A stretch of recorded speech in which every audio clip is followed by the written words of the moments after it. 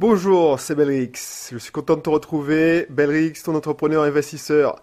J'aide les investisseurs débutants à s'enrichir sereinement avec l'immobilier pour leur permettre d'atteindre la liberté financière sans tomber dans les pièges classiques de l'investissement locatif. Dans cet épisode, dans ce contenu, nous allons parler de filtration de locataires. Et dans les minutes qui suivent, on va voir ensemble comment sélectionner le bon locataire. Tu vois, c'est une chose très intéressante. Et c'est très intéressant. Ce qui est intéressant, c'est la manière la plus certaine d'y arriver que je connaisse. Mais avant de commencer, je voulais partager avec toi une réflexion que j'ai eue récemment. Voilà. Je ne sais pas si tu as entendu parler de cette actualité. Alors, ça fait quelques mois, mais il y a une fonctionnaire, je crois, qui est obligée de dormir dans sa voiture. Ça avait fait des gros titres, on avait dit SDF. Elle était obligée de dormir dans sa voiture parce que son locataire n'avait pas payé justement son loyer depuis plusieurs mois. Et elle a dû vendre son appartement, puisqu'elle avait acheté 2 appartements, dans mes souvenirs, 2 T3. Et elle comptait sur ce loyer pour rembourser son prêt. Voilà.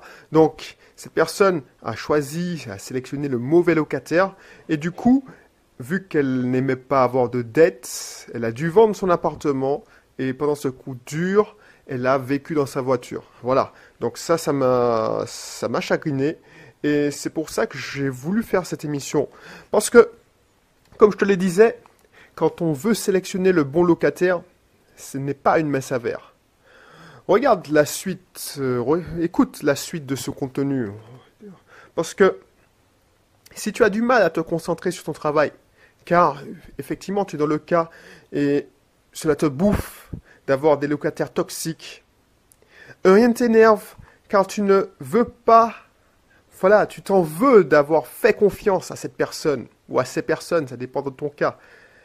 Tu n'en peux plus de devoir te serrer la ceinture pour rembourser le prêt pendant que l'autre qui s'en fout en fait, profite du fruit de ton labeur. Tu n'oses pas raconter ton aventure parce que tu n'as pas envie d'entendre l'avis de ceux qui t'avaient conseillé de surtout pas investir. Voilà, tu n'en peux plus.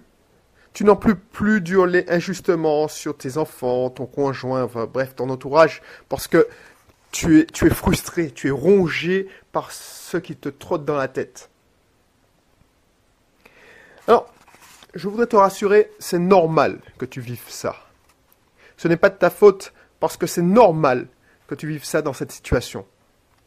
Le vrai problème, c'est que la plupart des investisseurs immobiliers débutants vont exiger des revenus supérieurs à 3 fois le montant du loyer.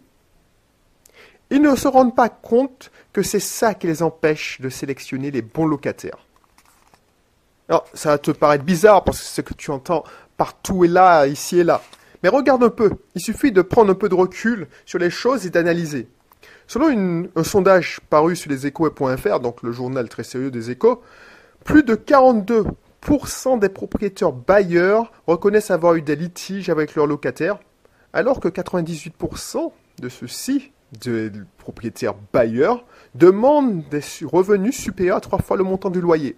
Quand tu comprends comment ça marche, c'est logique que ça pose problème. Laisse-moi te parler de mon expérience à ce sujet. J'ai fait cette erreur à mes débuts de louer un chef d'entreprise qui était à la retraite dont les revenus dépassaient largement 3 fois le montant du loyer. J'avais fait mon enquête sur Internet, tu vois, rien à signaler. Mais je n'ai pas essayé de déterminer son profil psychologique et j'ai dû m'asseoir sur 2 mois de loyer avant qu'il me remette les clés de mon appartement.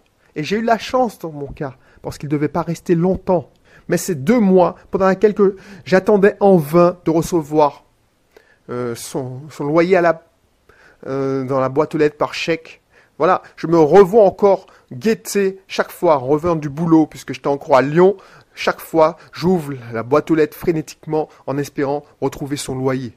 Et je ne le trouve pas. Et ça me frustrait. 2 mois à essayer de le contacter. 2 mois de conflit avec mon épouse car rien m'irritait. Le vrai problème, ce n'est pas de sélectionner le bon locataire. Le vrai problème, c'est d'exiger des revenus supérieurs à 3 fois le montant du loyer. Ce dont tu as vraiment besoin, c'est d'un plan d'action qui te prenne par la main pour faire les choses autrement. Ce qu'il faut faire, c'est de bien positionner son prix, puis de rédiger une annonce, une très bonne annonce, et enfin de sélectionner les meilleurs candidats. Oui, ce n'est pas évident de faire ça car, premièrement, c'est difficile de bien positionner le prix du loyer. Si c'est mal fait, par exemple, cela fera fuir 80% des bons candidats. C'est difficile parce qu'on ne veut pas passer pour une personne vénale et malhonnête car on exige un loyer plus élevé. Et c'est stressant de penser que le locataire sera plus exigeant s'il paye davantage. Deuxièmement, c'est compliqué de rédiger une bonne annonce, on ne fait pas ça tous les jours. Donc on est tenté de reproduire celles qui décrivent un bien, et on a tous commencé comme ça, moi je l'ai fait, on décrit un bien du même type car on a peur de mal faire. C'est compliqué aussi parce qu'on veut attirer le maximum de personnes, on a peur que personne nous contacte. Donc on présente et on fait l'énumération de tous les avantages du bien. Enfin, c'est complexe parce qu'on se représente mal, finalement, le locataire idéal. Pour nous, le locataire idéal, c'est celui qui peut payer. Donc, on ne le décrit pas dans l'annonce. Troisièmement, tu te doutes bien que ce n'est pas évident de sélectionner le meilleur candidat, car on ne sait pas exactement ce qu'on recherche comme valeur, comme qualité.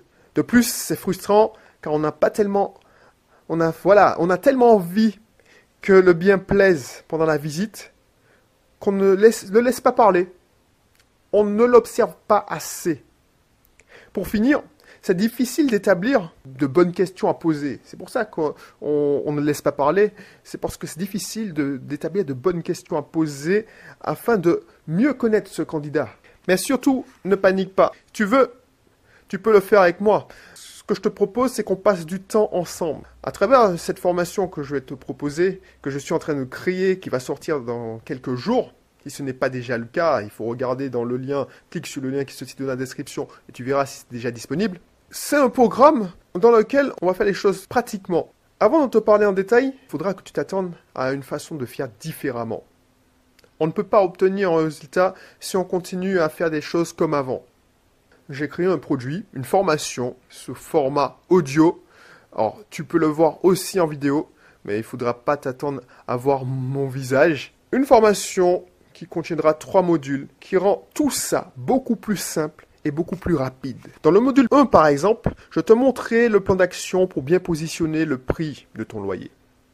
À la fin du module 1, évidemment, tu ne sauras pas sélectionner le meilleur locataire, mais avec ce que tu vas voir, tu vas rapidement pouvoir écrire sur un papier le montant du loyer exact que tu dois proposer. Et ainsi, positionner ton appartement, ton bien, dans le top de ton marché, de ton secteur. Ainsi, à terme, tu vas avoir des revenus locatifs plus élevés que la moyenne.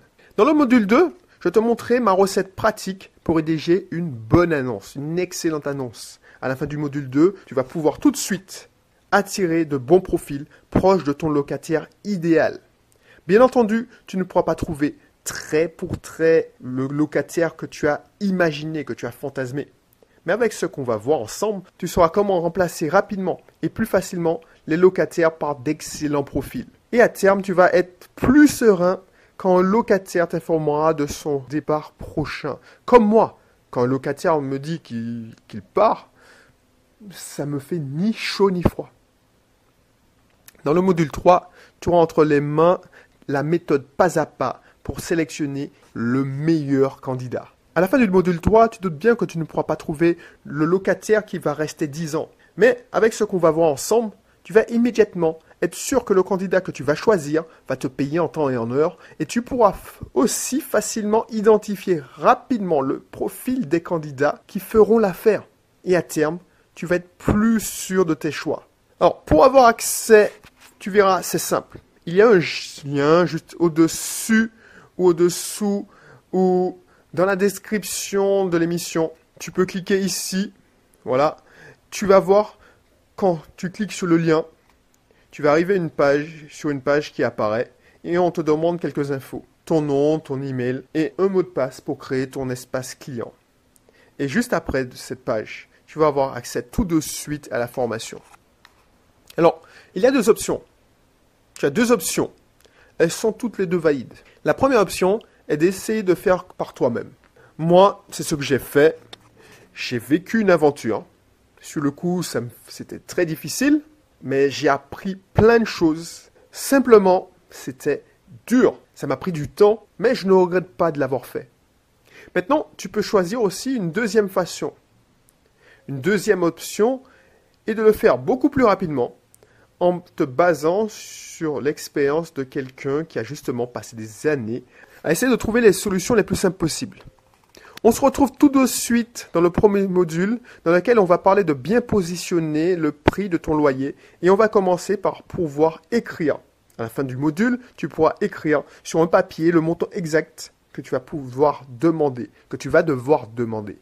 Allez, je te retrouve tout de suite dans le premier module.